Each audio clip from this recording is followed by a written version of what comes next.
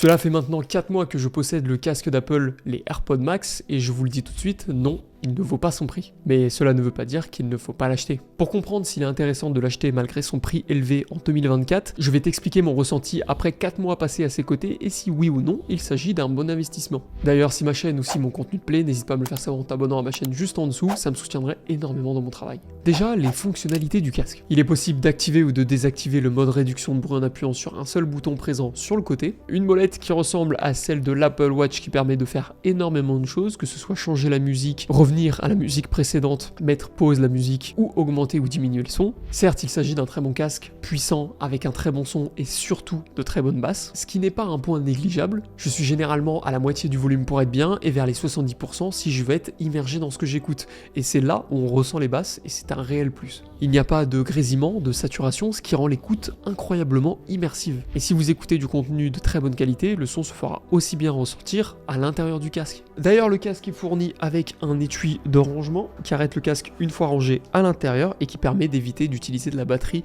en continu parce que oui, s'il n'est pas dans son étui, il utilise de la batterie en continu, ce qui peut légèrement le vider, même lorsqu'on n'utilise pas. Mais je te rassure, c'est assez rapide de mettre en place cette habitude qui fait que tu vas ranger ton casque dans son étui pour pas qu'il utilise de la batterie. Moi, je le fais tout le temps, que ce soit pour me déplacer ou même lorsque je reste chez moi, j'ai pris l'habitude de le remettre dans son étui une fois que je l'utilise pas. Et en soi, c'est tout. Il n'y a pas plus de fonctionnalité que ça. Enfin si, vous pouvez quand même régler la taille du casque avec l'arceau présent sur le côté en le diminuant ou en l'augmentant. Donc en moins, c'est pas trop mal. Mais bon, c'est un point qui est assez normal et qui est présent sur la plupart des casques. Personnellement, je n'aime pas trop les produits qui proposent trop de fonctionnalités qu'on va pouvoir utiliser la première semaine d'utilisation et qu'on va vite oublier par la suite, et ce casque regroupe le strict nécessaire qui sert à tout le monde. Ça ne sert à rien d'avoir d'autres fonctionnalités, celles de ce casque sont parfaites. Et en vrai, j'aime plutôt bien le design de l'AirPod Max. Il est assez sobre, on n'a pas l'impression d'avoir un casque de gamer sur la tête, et son point négatif du poids en fait un avantage qui fait comme quoi il reste bien en place sur la tête. Il y a un point qui est très important pour moi et qui pourrait être pour plein d'autres personnes, c'est le fait qu'il entoure la globalité des oreilles. J'ai personnellement des grandes oreilles et elles sont plutôt bien accueillies dans ce casque.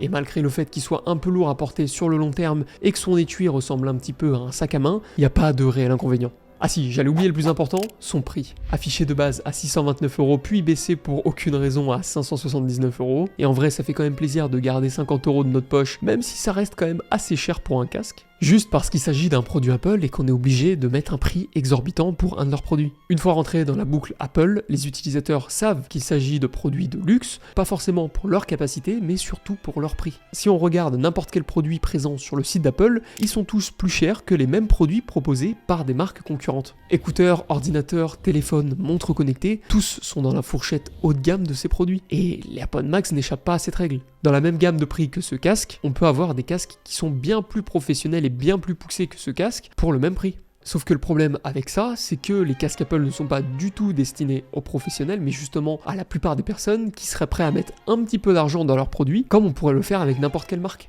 Et pourtant, il y a un bon nombre de marques qui proposent des produits quasi similaires pour un prix qui est bien moins élevé. De mon côté, pour comparer la qualité du son, j'ai pu tester un casque JBL à seulement 80€ et l'écart de prix n'est pas du tout justifié.